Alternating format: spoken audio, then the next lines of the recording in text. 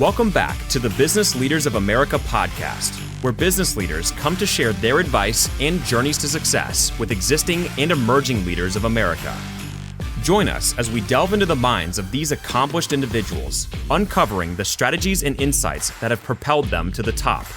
Whether you're an established leader or an emerging force in the business world, this podcast is your go-to source for the knowledge and inspiration needed to navigate the dynamic landscape of American business.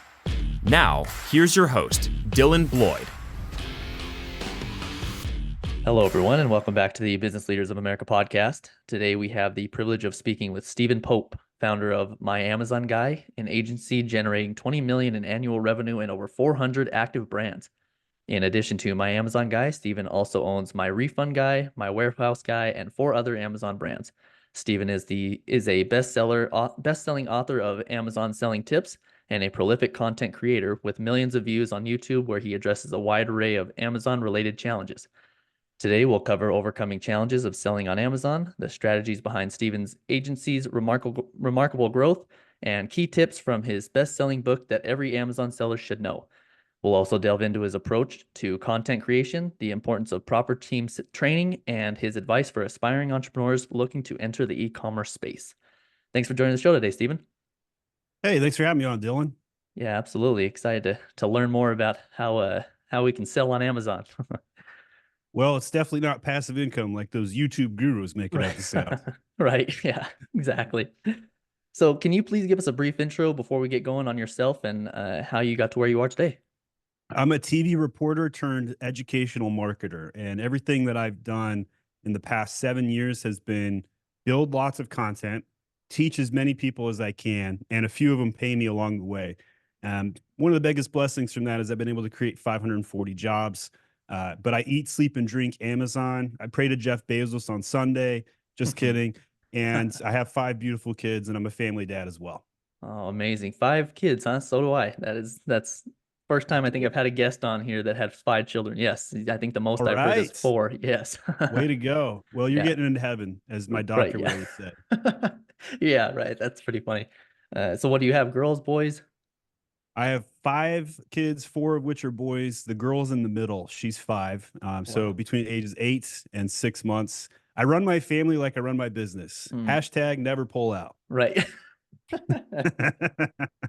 Oh, man, we could talk for hours. That's hilarious. I have 3 girls and twin boys, and all from the ages of 8 to 1 now. So we're on the same page. Twin lives right here. Right. Yes. You did twins and I did Irish twins. So, right. You know. That's awesome. No, yeah, it's been a blessing for sure, but man, biggest challenge I've ever had to go through. So, but that is awesome. I'm glad to hear that someone else is going through the same thing. Yeah, I mean, there's going to be one guy listening to this podcast that'll send an email over and be like, I got 5 kids too. Yes, somebody understands my pain and I'm an entrepreneur. And which one's harder, the kids or the entrepreneurship? Well, depends on the day. Yes. Yeah, absolutely. Yeah. And the wife would say the kids by far. Well, of course. Yeah. You know, I've been trying to talk my wife into doing some stuff for the business for the first time. I went viral on Reddit last week on LinkedIn Lunatics, which I think is a badge of honor personally. Oh yeah. You know, but, and so I was like, you know, honey, what would be really cool? You're a writer. You know, we were both journalists growing up. Wouldn't it be cool if you just wrote about how crazy it was to be married to me? And she was like, I don't want to do that. I don't, it's my private life. Right. And she, like over on Instagram doing her thing. Right. And I'm like, but think about how many people, like no one ever talks about how ridiculous it is to be married to an entrepreneur. Just start typing about it. Yeah. It'll be fun. So she posted a story last night about how one of my first employees was raiding our pantry in the kitchen. And I had allowed it because I was like, oh, this is a perk. You know, you come into my house, work for me in my business. I started the business out of my house. I thought it was fine. Yeah. The wife, on the other hand, as she comes home with groceries and then he starts going through the bags and, you know, she had a whole different opinion about the matter. Yes. So I've grown it homegrown from my home. And then my fire marshal for the city stopped by one day. I had 8 employees parking in the cul-de-sac, and he knocks on the door and says, hey, I know you're running a business here. We've been tracking your cars. You can't do that. I looked at him and I looked at the cars and I said, yeah, you're kind of right. And then we went remote, and then I started hiring people from international. Best thing that ever happened. I'm so glad the fire marshal kicked me out. Yeah. because it happened 6 months before COVID when everybody had to go remote anyway. Right. Oh, perfect timing. That is It was that is epic. great. Yeah, I've in our past we lived with, in college we lived with, I think I had 5 roommates, and then on top of my now wife and my best friend's previous girlfriend. So I mean we had 7 people living in the same household, so we've went through challenges, from that standpoint, and now having 5 children, it's almost about the same thing, just as crazy, except me and my wife are the only one doing dishes. No. Yes. But no, thank you for sharing that. That is incredible, and I'm glad we're on the same page. So let's get into it, man. So as many know, selling on Amazon presents, many challenges, from increasing fees to fierce competition. What are some of the top challenges, if you can speak about this, that sellers face today, and how does My Amazon Guy help them overcome these obstacles? Very challenging to source your products. You got to deal with China and bribery and Mm, corruption over there. Launching on Amazon, even opening your account can be challenging because like 60,000 accounts get opened every month or something like that. And Amazon auto bans a bunch of them. They have their mm, algorithm. So you make one little mistake on the application process and can't even get live. And it's a challenge for weeks to fix. mm. Um, and then right now, I'd say the biggest complaint I've heard in 2024 is about profits. Okay. Amazon's charging more fees. They're even charging a fee for low inventory. So if you have low inventory at FBA, they're now hitting you with a fee, Wow. which is ridiculous, right? Yes. Like Yeah. totally ridiculous. I'm surprised we haven't seen a bigger revolt than we have seen, and it's been the biggest revolt I've ever seen. Hmm. But it should be bigger because of how big of a deal it is. Um, and so margins have been challenging. PPC costs are up. The complexity to sell on the platform is higher. The Chinese are using all kinds of black hat tactics and hacking and putting poor reviews, and all kinds of challenges are happening to Amazon sellers. And so I'm on a mission to be the world's most seller centric company because Amazon's the most buyer centric company, but they don't give a shit about sellers. Like they Hmm. just really don't care about sellers. And there's nothing in the system to help a seller be successful on Amazon. And so some people are like, well, then why would I want to sell on Amazon? Hmm. So then we have to answer that question, and it's because Amazon's half the economy. They're the Right. 800-pound gorilla, and you could try and become a honey badger and scrape some stakes here and there and win a few battles. But at the end of the day, you got to sell on Amazon. Otherwise, you're irrelevant if you're in a Right. product based business. Yeah. So those are the biggest challenges that I've seen. We come in, we do everything we can to grow traffic, improve conversion rates. We run SEO and PPC. We do design and catalog management. A lot of people don't realize how hard it is to sell on Amazon. But once you talk to an Amazon seller and you learn the truth, Mm. you're like, how in the world do you even want to do that? And Oh, so, really? yeah, it's very difficult. It's very, very Hmm. difficult. Right. Yeah. I mean, what would be the point of that? It's like, don't sell too much. It's like you can't get too low in inventory. We want you to sell on here, but don't sell too much. Make sure you keep Well, an inventory. they do want you to sell too much, but the rule number one, commandment number one, thou shalt not go out of stock on Amazon. Right. Gotcha. And commandment two is like commandment one. No, seriously, never go out of stock. Yeah. Because if you do, Amazon will hit you with fees. If you do, your listing goes weak. You have to rebuy in your SEO rankings. You have to pay PPC to get back up to the top. It's challenging if you go out of stock, right? And maybe you got a subscribe and save product and you lose all your subscribers because you went out of stock for too long. Um, so it's a lot harder today. You can't just like ship from China directly into FBA or an Amazon warehouse. You gotta have your own like holding facilities, and Hmm. so bootstrapping this out of your basement or your garage. That's a thing of 2018, 2019. Okay. Today in 2024, it's a real business. You have to operate like a real business. Gotcha. No, that makes sense. Yeah, that is pretty wild. So it's not just a fee, but it's also penalties. They also penalize you in multiple ways when you run out of stock. Yeah, I mean, there's like de facto penalties if the algorithm knows you're going to run out of stock. They're going to slow down your traffic, Gotcha. and then once you're out of stock, they de-index you, and your competitors start to win the placements that you have. And then on top of that, yes, they charge you a fee. Right. That's unbelievable. So, with 500, almost, you said 400 plus, but almost 500 employees, right? How do you provide the proper 540 employees, 400 540? brands. I know it's a lot of high That's numbers what it there to is. keep track Yes. of. No, it's Yeah, I great. barely can No. name all my 5 kids on a Tuesday, so Yeah. Oh, that's great. So with the 500 employee, over 500, how do you provide the proper training to ensure your team stays knowledgeable and effective in managing these Amazon accounts, especially in such a competitive market, all these different yeah. things that are changing? 3 letters, SOP, standard operating procedure. And I'm not just preaching this, I live Hmm. it, right? Like we have over 1,000 SOPs. We Right. update them every single day. Every member of the organization, the moment they recognize something needs to be updated, they have to do it. It's part of our Mm, core culture. It's part of our values. Um, Teaching and learning, and because we're an education company, every single person is a teacher and a learner, mm, right? And so we've built this never ending replacement system. hmm. We're one of the few agencies that hires interns. So if somebody's listening to this, they're looking for a career, you could get an internship at my Amazon guy, and it will make you extraordinarily valuable. We don't care Yeah. if you have a college degree. We just care if you're tech savvy, you can solve problems.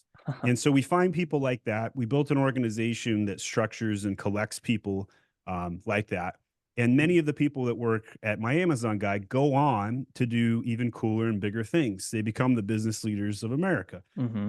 And so Amazon is just the greatest wealth transfer in my lifetime, and it's made me a wealthy man. I've bought the dream house, I've got the dream car, I've got the beautiful family, and I've hit the I win button in life. And so from here on out, I'm already into legacy building mode, and I'm Yeah. 37 years old. And so I'm trying to create as many jobs as I possibly can and teach them everything I know to leave a legacy that might last hundreds of years, hopefully. Right. And so that's what I've been trying to do, and really SOPs are the best way to do that. Structure and teaching, and not, like every concept ever has to be repeated every 90 days, Mm, and that can be frustrating to an entrepreneur. You're like, I've already taught this two yes. years ago or whatever. Why do I have to bring this back up? Well, you do. You really do. If anybody's read the book, The Five Dysfunctions of a Team, literally every 90 days, reinforce the vision. Take Hmm. Chick-fil-A, for example. The CEO of Chick-fil-A probably went on some tour to a Spanish country, I don't know, Dominican Republic or otherwise, Yeah. heard the term my pleasure, goes back and tries to convince his staff to say my pleasure. Took him 10 years to get every location to say my pleasure. Hmm. And that's a small thing. That's such Right. a small thing. It took him 10 years, right? He had to repeat himself over and over and over again. That's what it takes to run an organization at scale. That's Hmm. what it takes to teach and repeat and be the repeater in chief. Hmm.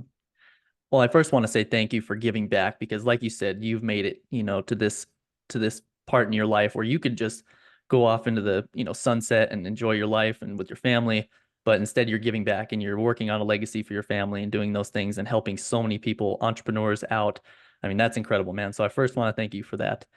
But also, I wanted to talk to you. Thank you. It would be boring to go into the Right. sunset, Yes. first of Yeah. all. Especially at 37, right? Got your whole life to Yeah. still live. Right.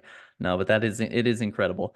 But I wanted to talk a little bit more about this. So with the SOPs that you're doing and the people that you have or in your industry, in your business, how are they fixing those SOPs and updating those? Do you have everyone that are looking towards that? Everyone who works for you, are they looking towards different issues or things that are coming up that are changing, or do you have a team of people in place that are constantly changing those for the team? Everybody, every single Everyone. person is responsible. Now, there's obviously certain accountable parties, right? The difference Mhm. between accountability and responsibility, the responsible person has to participate. The accountable party has to make sure it gets done. Mm. And so there is a responsibility that everybody in the organization, if you find something that's out of date, you find an improvement, to make that suggestion, add a comment, switch the SOP up. And then I put accountability people in charge of making sure and auditing and going through and quizzing people, right? So like I created an entire school, Mhm. mag-school.com. I sell courses for like $100, right? Mhm. So it's not a money maker for me. I certify people, but Right. I make my own people certify as well. Okay. And those people, they have to have a certain number of certificates to even promote up in my company. So it's like It's like getting your own Amazon degree of sorts. Right. So whether it's PPC, SEO, design, catalog, we also just released a brand manager playbook with over 100 different ways to grow sales on Amazon. We then quiz people. They then get a score. They then get a certificate. We then figure out where we're scoring the weakest. We then teach more on that. And Mm. it's very much like running an entire college or an education facility. Right. No, that is great. I've worked for a business where they've done similar things, so like they have a big catalog, and the people who know me and where I've worked are probably going to know who I'm talking about, but they have a catalog that they do a test on the book, and this book is over 200 pages, but they still have them have them do those tests just so it's product knowledge, right? So they're doing those things similar to what you're saying, just to make sure that they're staying up on their information, they're understanding everything that's going on within the business and not just getting complacent and forgetting about it just because you learned it 2 years ago. We need you to stay up on it. So they do it yearly, and they do an internet test, they do a book test. And so those are very prime, techniques and tactics, I feel like, for employees that are working within a great business to make sure that they understand what's going on and figuring out if there's any changes and things like that, because everyone should be knowledgeable of that, right? I've been really surprised to see the education process, the college circuit, go off onto the left path and business go off on the right. And there really isn't anybody that like brings them together. Uh, the separation between learning and business has really taken a very stark like separation. And so I may very well be one of the leading businesses and educators simultaneously. And like Hmm. pulling that together makes a very unique culture. Like the Yeah. number one reason somebody joins my company is to learn. But what may surprise people is the number one reason somebody stays at MAG is to Mhm. learn, right? Right. Like, and that's counterintuitive, right? A lot of people are like, oh, once you learn, then you go do whatever you want. But the learning is so intoxicating. Mhm. The learning is like it's like dog years at my Amazon guy. Like 1 year at MAG is 7 years somewhere else. And Mhm. so early in your career, that's a magnifying ability to learn and to have that kind of interest and power and control and learning opportunity. So Mhm. that's what I'm trying to do, and that's how I've set my culture apart, and how we've succeeded here, and it means that I can hire hundreds of interns, right? So like there Yes. was a big, hairy, audacious goal.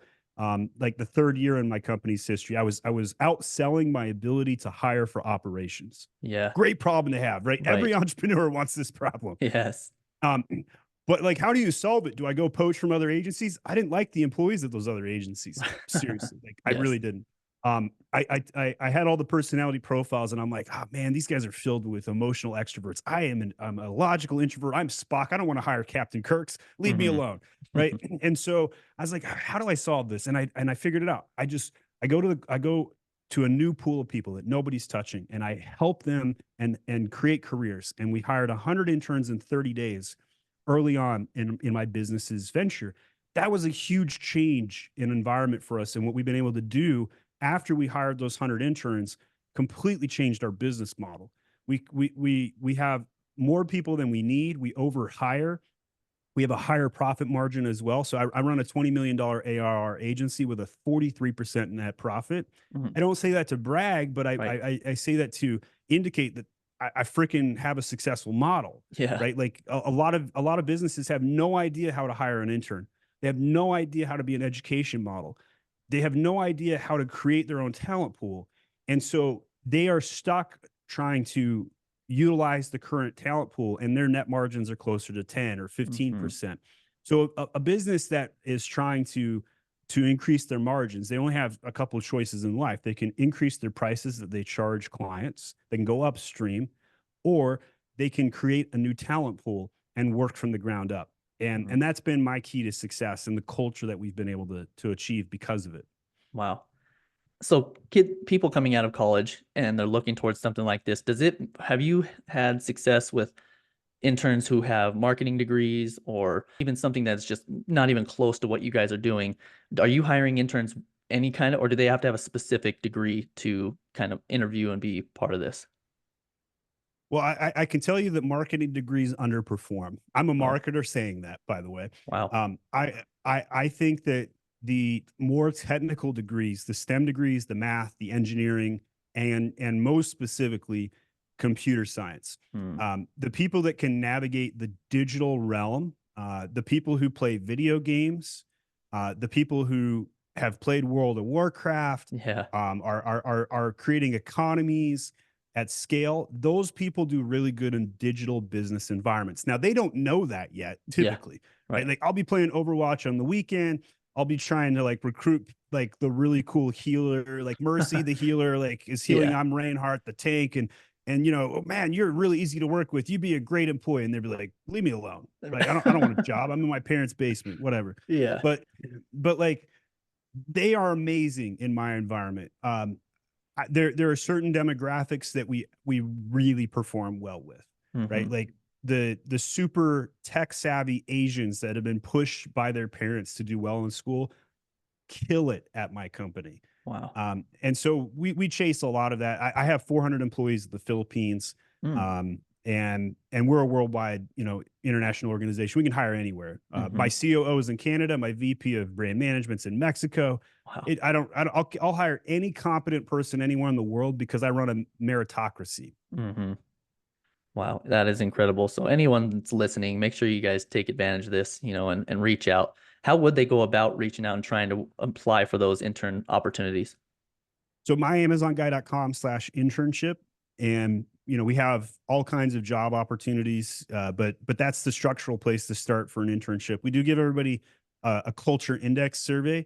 It takes 5 minutes to complete. It'll knock out 63% of the population. And so I mentioned that, you know, and because if you get past that, know that we're very interested, Right. right? Like if you get to an interview stage, you have a high chance of success. Oh, that is awesome. Perfect. My Amazon guy has grown to 20 million in annual revenue with over 400 active brands. So I know we talked a little bit about this, but what strategies and practice have been crucial to achieving, you know, your remarkable growth?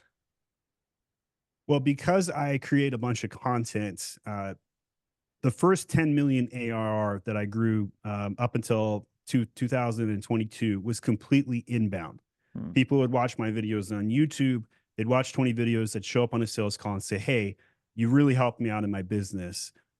Take my money. And they would work with us. I started an outbound process in January, 2.5 years ago. And that has been the key to our outbound process. So I like to say that I got to $1 million just by asking people I knew, got to $10 million by building out content, LinkedIn and YouTube primarily. And then I got to 20 million by having an outbound sales process. And I'm going to get to 50 by doing PPC, specifically for the agency. And that's the order I would recommend any entrepreneur ever generate leads and go through that process. But the cold outbound process was able to double us again. That's been a very good thing. We got a 30-person sales team. And so what's made us successful is a content engine that is education based. And so because of that, we apply those same principles to the Amazon brands that we work with, right? One of the fastest way to grow sale on Amazon is to improve the main image and to increase CTR, click-through rate. If you look at it, Amazon's already got conversion rate to 10% on average on its standard Amazon listing. And so it would take you significant resources to bring that to 12%, let alone double your conversion rate. Right. But a CTR or a traffic question, you could put in 2 hours, fix your main image, and triple your traffic with that one change. Right. And so we start adding value with the main image. Sometimes we'll give out a free main image to a prospect just to show them. We'd be like, look, you know, forget our sales pitch. Just put this main image up. And if that improves your sales, come back and talk to us. And every single time it works, and we end up generating business. And so leading with value, leading with education, and then helping businesses and brands grow their sales before they even engage, a la try before you buy it. Whether they watch our content, whether they create the video, it doesn't matter. It helps in any shape or form. And so that's been our key to success, is just by leading with value, creating educational content, and then helping brands do the same thing for their consumers. Gotcha. So do you help with them creating content as well? So I know you talked about changing the image, but are you guys only helping them create content on YouTube, or is it across all different kind of social media platforms? So it's everything within Amazon, right? So you Okay. can create graphics, infographics, you can show the customer avatar. A lot of times we'll look at a listing and it's an animal treat and they Mm, sell it to both dogs and cats. And we'll say, hey, you know what? That's a mixed message customer avatar. Nobody that's a cat owner wants to buy a dog treat. Nobody that's a right. dog owner wants to feed their dog a cat treat. And so here's what we suggest we do. We're going to separate your listing and create two listings. And now Right. you've doubled your sales potential. You have two different customer avatars. You sell the packaging separately. You Photoshop cats on the cat page and dogs on the dog page. Mhm. And then all of a sudden, it makes it a higher conversion rate. Your click through rate goes up because now cat people are clicking on the cat product, dog people are clicking on the dog product, and the rest writes itself. A lot of times we'll get into a product and they'll be selling like a toothbrush and I'll ask them, who's your ideal customer profile? And they'll say anybody with teeth. And I'm like, no, that's not true. Right. Like if we really sit down and think about it, is this a unicorn toothbrush? Because if it's a unicorn toothbrush, my daughter, who's 5 years old, is obsessed with unicorns. Yeah. I read How to Catch a Unicorn every night to her.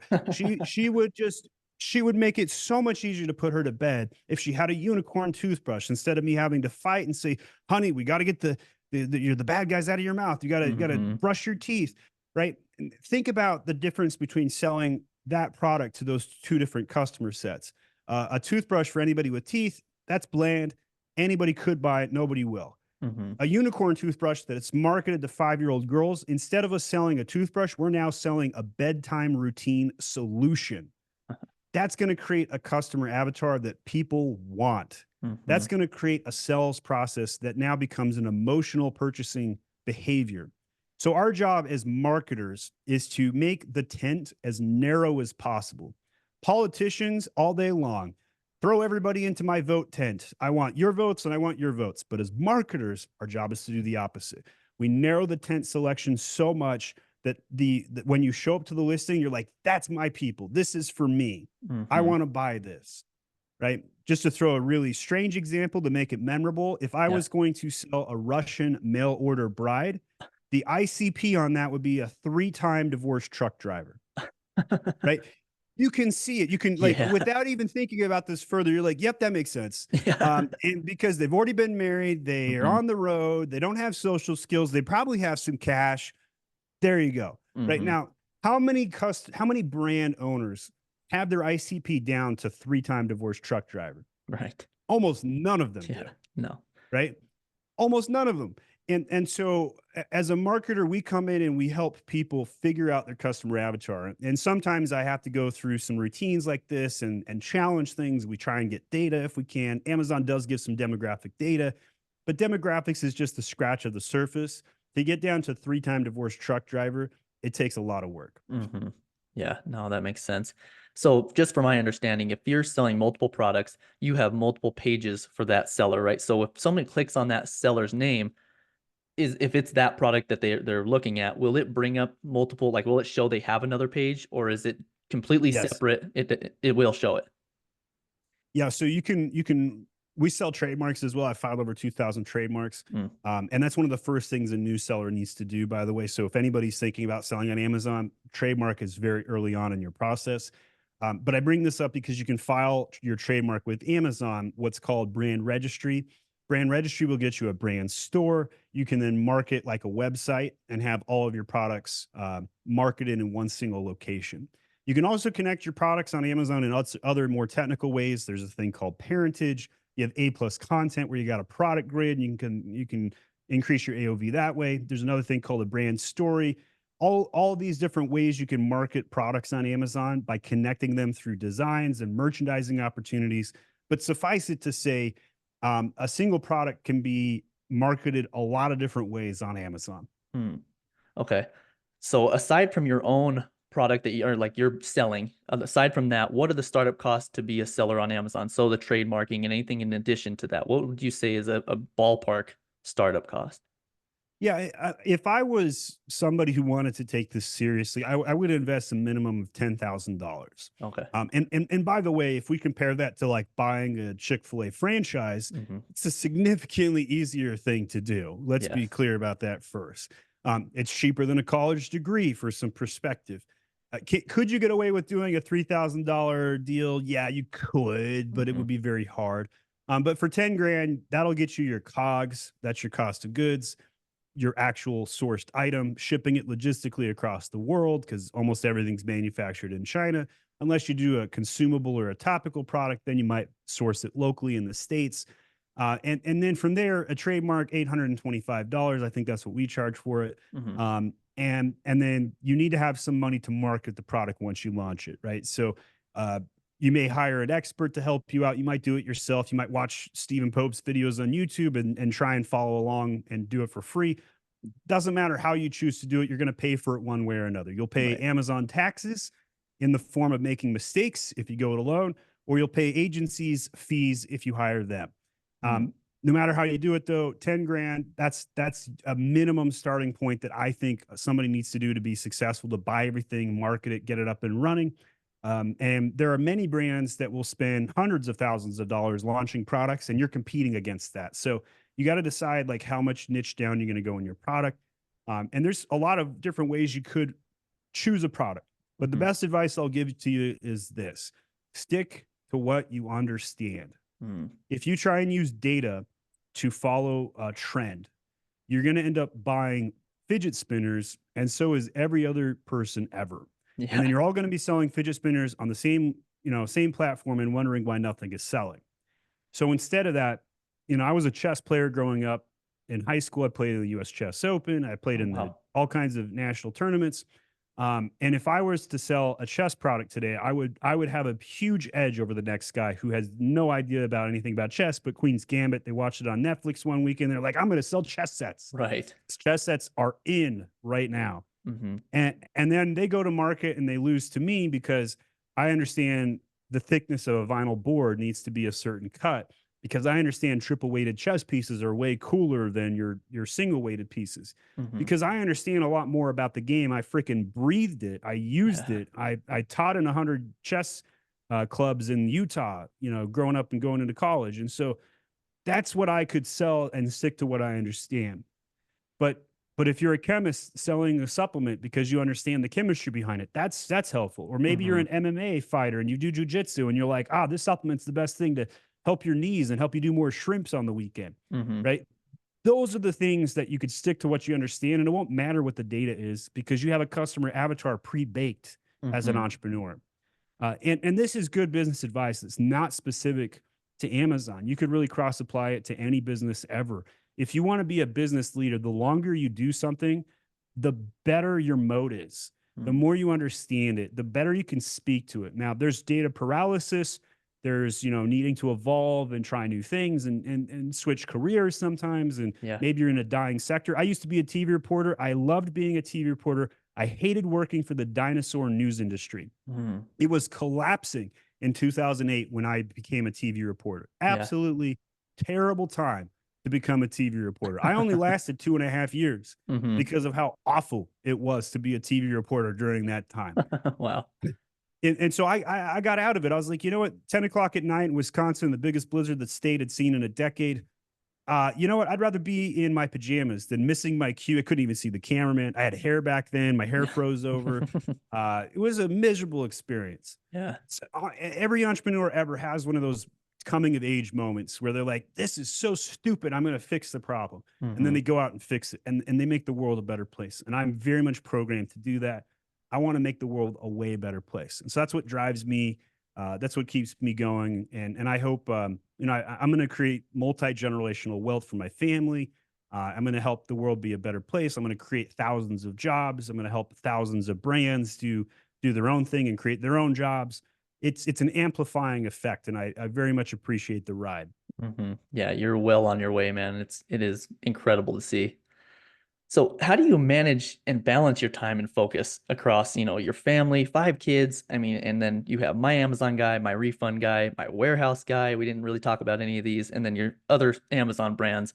How do you manage it all, man? That is a lot.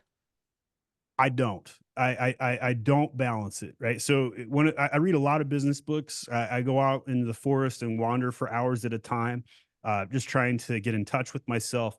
Yeah. But I recently read the book Be Obsessed. That book basically says don't worry about balance, Mm. and it's it's funny because I also believe in prosperity in all things. Yeah. And so I work from home. My kids may come in on a podcast on occasion. I just plop them right on my knee and keep going. Yeah. Right. And I get some daddy time while teaching the market. And the people who are watching it appreciate that. They're like entertained by that. Like, how do you Mhm. focus with a 3-year-old on your lap? And I'm like, I don't know. I'm just used to it. Right. But there are certain times where you have to focus on each of these other buckets. And I go swim with the kids. I take them on hikes. I have a dog. I walk at certain times of day every day. And if I don't, he's going to come make me, right? And so I try and create the discipline. I started jujitsu to help me with my physical, capacity. I'm Yeah. 13 sessions into that so far, and it's exhilarating. Yes. And so just keeping all those things balanced, I'd say, a lot of people try and do that, but if we're being honest with ourselves, there is no such thing as balance. It is just you go hard in all things and you rotate where you need to rotate when you need to rotate, and Mhm. it's okay. It's okay to do that. Yeah, I think it takes the stressful aspect of it as well, right? If we're always constantly worrying about where you're not spending enough time in, and then you just end up failing in multiple areas. I So I like that. Yeah, That 2 months ago, I took my family to the Philippines for 30 days. It was the best thing ever. I got the kids away from YouTube. I was able to teach them and be a father in ways that never would have had access to. They Hmm. got to see arguably a third world country that is beautiful and has exotic fruits and completely changed the perspective. Over there, most toilets don't have toilet seats. Yeah. They're like, "What the heck?" Like, and I'm like, "Yeah, a lot of people live like this. Let me explain why." Hmm. Just eye-opening experiences for my children. 2 weeks from now, I'm going to take my family to the Bahamas. So I find ways to have power sessions and focus time with the family, and then I bring in resources and teachers. I'm teaching my kids how to type on computers. I teach them Hmm. how to play piano. I teach them how to read, and I read books almost every night to my kids. Yeah. So it can be done. It Right. very much can be done. Is it easy? Absolutely not. Is Right. it balanced? I don't think so. I don't Right. think it needs. Yeah. So strategizing to an extent, right? I mean, to know that you need to make sure you're paying attention in those different areas, but like you said, it's not exactly a balance. It's more so just, you know, thinking about it and putting it all together and spending time with your family and not letting work overtake your life like many have done, right? If I do that and I become an Elon Musk light follower, right? The dude's had 3 marriages, kids with 3 women. His life and family is a total wreck. He's been disowned by, I think, his daughter or son or something. Yeah. And so like if I create multi-generational wealth and then one of my kids ODs on drugs, what would be the freaking point of everything? Like Exactly. it would Yeah. totally defeat the purpose. So Right. I try and make sure that I'm prosperous in all ways, but it's Hmm. definitely not balanced. Right. That's such great advice, man. Thank you for that. So I want to touch a little bit on your book. So your book, Amazon Selling Tips, is a bestseller. So what key insights or tips from your book do you believe are most valuable for Amazon sellers today? And then kind of give them a preview of what they could get if they pick up your book. So we have created 2 additions to this. There's even an Audible, and the key here is that the basics scale, Hmm. right? And so I tried to make sure that anything I put in this book would work 5 years from now. Hmm. Like you hear about Amazon hacks or hacks and selling tips and like all these things that are like cutting edge, but they work for 3 months and stop after 6 or whatever. Hmm. So everything that I teach in my book is super basic. And a lot of like high experts pick up the book and they're like, Steven, this is all basics. Like, what the Yeah. heck? And I'm like, exactly. It's exactly what you should be doing. Why? Because PPC, SEO, design, and catalog work are the 4 tenets of Amazon. Hmm. Anything that generates traffic, anything that improves conversion rates. So what I teach in the book is extraordinarily easy to follow. It's sound biteable. It's transferable. It's something it's basically a franchise model on how to sell on Amazon. Hmm. Yeah, that makes a lot of sense because you start getting too technical, all those things change within the next couple months anyways, right? So They do. like, yeah, so that makes total sense. Perfect. So how can listeners engage with you, learn more about my Amazon guy, and then also be able to pick up that book, my Amazon selling tips? So everything you can find about me is at myamazonguy.com. You can find the book on Amazon, obviously. Just type in Amazon selling tips. You'll find the book by Stephen Pope. You can drop me an email if you like the podcast today. Just, put something into the email of like, hey, there's one thing you said really resonated. You can send me an email at podcast@myamazonguy.com. We always appreciate hearing from our viewers. And the last thing I'll mention is the best business advice I can ever give is to ask customers what they want, give it to them, and then ask, did you get what you wanted? And I find that if you just do that and ignore the competitions, you got a blue ocean strategy that will infinitely scale. And so the reason I mention that is because when people email me at podcast@myamazonguy, that is immediate customer feedback that I go act on. And then I can shoot next content that will help that person doing their next thing. Awesome. This has been amazing, Stephen. Thank you so much for spending time with us today. I can't wait to see what you continue to succeed with. And, thank you for all the advice you gave myself and all the listeners. My pleasure. Thanks for having me on.